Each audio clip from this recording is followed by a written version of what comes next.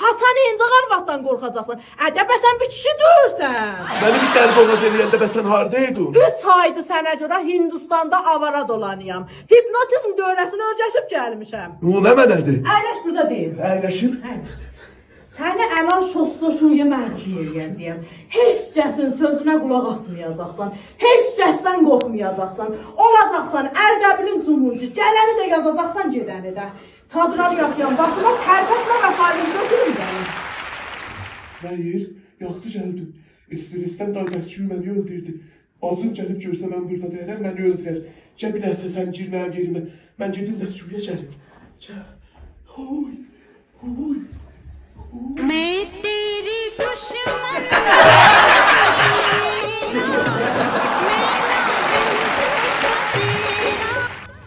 Sən məndən sonra heç kəsin səsini eşitməyəcəksən.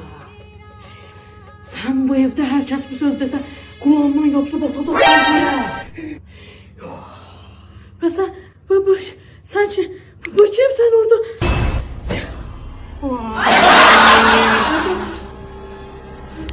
Ay bacı, qadına nə oldu? Qardaş, Antepdən tərsən düşüb. Dədəmə mənə su... Aynen, qardaş,